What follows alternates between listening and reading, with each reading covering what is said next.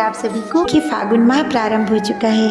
वर्ष 2024 में 25 फरवरी से 25 मार्च के बीच में फागुन माह रहेगा और ये बहुत ही शुभ फलदायी है।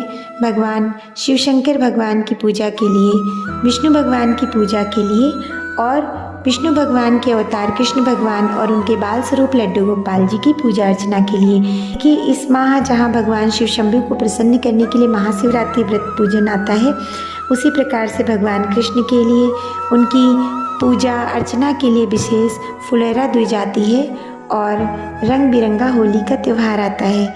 हमारे ठाकुर जी को होली अत्यंत प्रिय है, इसीलिए बसंत से ही ठाकुर जी को रंग लगाने का जो नियम है वो बना लेना चाहिए। हमारे ठाकुर जी हमारे श्री जी के साथ तो देखिए होली खेलकर सबसे अधिक प्रसन्न होते ही हैं, लेकिन ठाकुर जी अपने भक्तों के साथ भी होली बहुत ही प्यार से खेलते हैं और उनके जीवन में भी खुशियों के रंग भर देते हैं।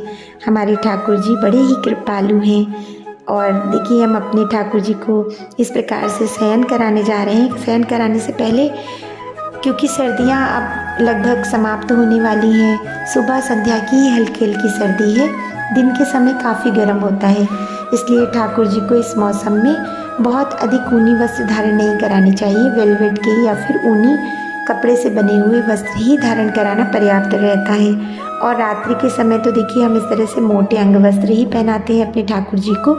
सबसे पहले हम उनका श्रृंगार जो भी हमने उनको धारण कराया है, माला है, हाथ में कंगन है और मुकुट है, पगड़ी है, जो भी ठाकुर जी की चीज़ें हैं उनको हम उनकी आज्ञा लेकर अलग रख देते हैं।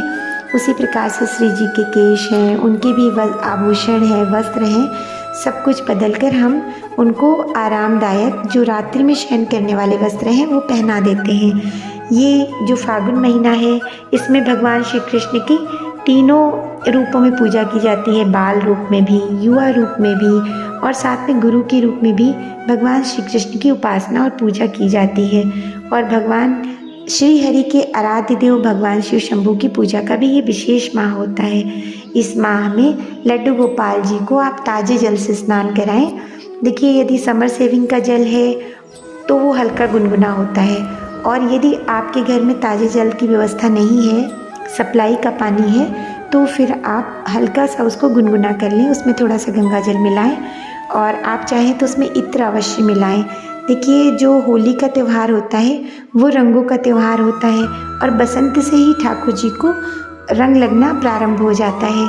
हमारे ठाकुर जी बड़े करुणामयी हैं, उनको स्नान करते समय आप थोड़ा सा उसमें गुलाब जल भी मिला सकते हैं। उनके वस्त्र बदल कर फिर हमने उनके गले में बैजंती की माला पहना दिया और उनको उनकी बांसुरी दे दी। अब हम अपने ठाकुर जी का बिस्तर लगा रहे हैं। देखिए इस समय आप बहुत मोटी रजाइयाँ और कंबल ना उड़ाएं, हल्के कंबल उड़ाएं क्योंकि रात्रि की तो ठंड थोड़ी थोड़ी रहती ही है। और ठाकुर जी के लिए रात में जो भोग प्रसाद लगाते हैं उसमें भी दूध है, कुछ ड्राई फ्रूट है और कुछ फल भी रख देते हैं। गौ माता को ठाकुर जी के साथ हमेशा रखना भी चाहिए। जहाँ पर हमारी व्यवस्था कम पड़ जाती है, हम अपने ठाकुर जी की सेवा देखिए बड़े भाव से करते हैं, लेकिन हम मनुष्य हैं, जाने अनजाने बहुत सारी गलतियाँ कमियाँ रह जाती हैं। उन सभी को हमारे ठाकुर जी तो क्षमा करते ही हैं। गौ माता अपने वात्सल्य से, अपनी ममता से ठाकुर जी की सेवा में रही आपकी कमियों को दूर करती हैं और आपको आपकी पूजा का पूर्ण लाभ प्राप्त होता है। ठाकुर जी के कुछ खिलौने जो उनको प्रिय हों वो भी उनके पास अवश्य रख दें, उनकी बांसुरी भी उनके पास ही आप रात्रि में रख दिया करें। मित्र सेवा अवश्य दें, उनको चंदन अवश्य लगाएं, ठाकुर जी के साथ फूलों वाली होली आप खेलें, उनको प्रतिदिन गुलाल अवश्य लगाएं।